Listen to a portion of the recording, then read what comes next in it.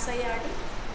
Today we are going to learn helium neon laser. Helium neon laser जो होता है वो गैस लेज़र की कैटेगरी में आता है, क्योंकि हमें पता है रूबी लेज़र में कुछ डिसएडवांटेजेस थे. उसका सबसे मेन डिसएडवांटेज था कि वहाँ पर जो आउटपुट में हमको लेज़र बीम मिलती है वो कंटिन्यूस नहीं होती है, वो होती है पल्स फॉर्म.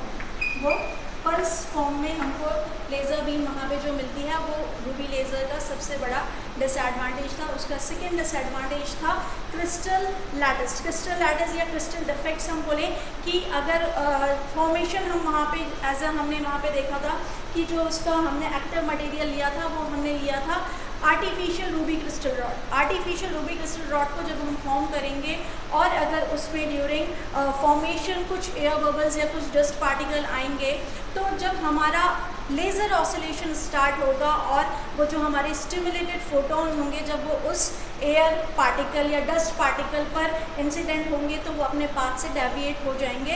ये भी उसका एक डिफेक्ट था.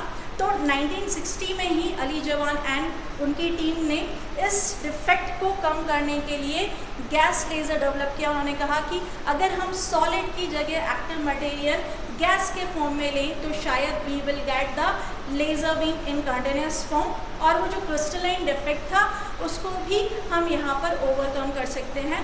तो अली जवान एंड कंपनी ने 1960 में ही दूसरा laser helium neon laser develop किया था, और ये जो लेज़र है ये आता है गैस लेज़र की कैटेगरी में.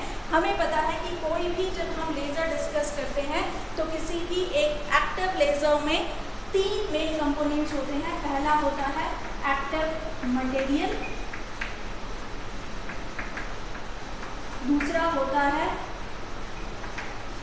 पंपिंग मैकेनिज्म,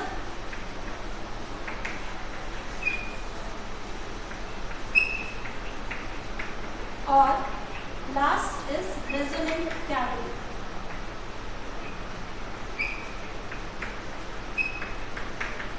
तीसरा होता है रेजोनेंट कैविटी.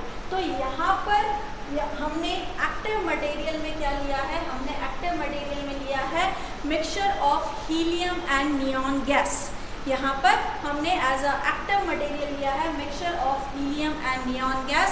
और कितने रेशियो में लिया है, हमने ये रेशियो लिया है 10:1 के फॉर्म में, यानी हर 10 हीलियम के लिए हमने एक यहाँ पर नियॉन लेकर के रखा है, और ये यहाँ पर हमारा एक्टिव मटेरियल है. हमें ये भी पता है कि एक्टिव मटेरियल में एक्टिव सेंटर्स होते हैं जो रिस्पॉन्सिबल होते हैं आउटपुट में लेज़र बीम के लिए, और ये भी पता है कि जिसका रेशियो कम होता है वही एक्टिव सेंटर होता है.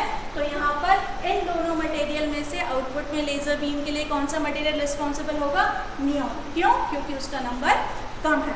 फिर हम आते हैं सेकेंड हमारे पार्ट पे. तो सेकेंड पार्ट होता है पंपिंग मैकेनिज्म. हमने रूबी लेज़र में क्या यूज़ किया था, वहाँ पे हमने artificial rod as a active material use किया था, और पंपिंग मैकेनिज्म में हमने लिया था xenon flash tube, photo flash tube, जो कि जिसकी कॉइलिंग करी थी हमने रूबी रॉड के ऊपर जो कि फ्लैशेस प्रोड्यूस कर रही थी. यहाँ पर हम पंपिंग कर रहे हैं with the help of radio frequency generator. ये रेडियो फ्रिक्वेंसी जनरेटर है जो कि 4×10⁷ हर्ट्ज की फ्रिक्वेंसी की रेडिएशन ये प्रोड्यूस करेगा, और ये जो रेडिएशन है इस मेटालिक बैंड्स के थ्रू, ये मेटालिक बैंड्स हैं, इन बैंड्स के थ्रू ये रेडिएशन इस क्वार्ट्ज ट्यूब जो कि हमारी रेजोनेंट कैविटी है उसके अंदर एंटर करेगी. और तीसरा है रेजोनेंट कैविटी. रेजोनेंट कैविटी कैसे बनाया है, हमने रेजोनेंट कैविटी बनाने के लिए यहाँ पर हमने क्वार्ट्ज ट्यूब लिया है.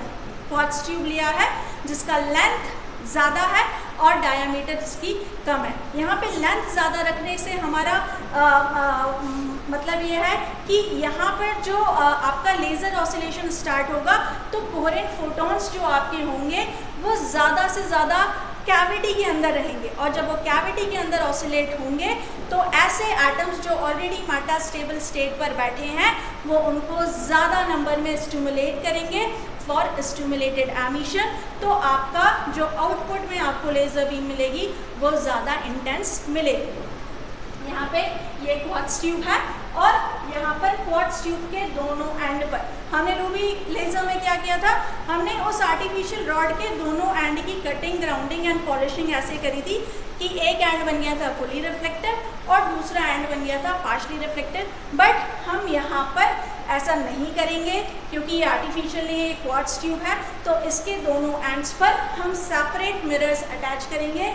एक एंड पे हम लगाएंगे फुली रिफ्लेक्टिंग मिरर और दूसरे एंड पर लगाएंगे हम पार्शली रिफ्लेक्टिंग मिरर।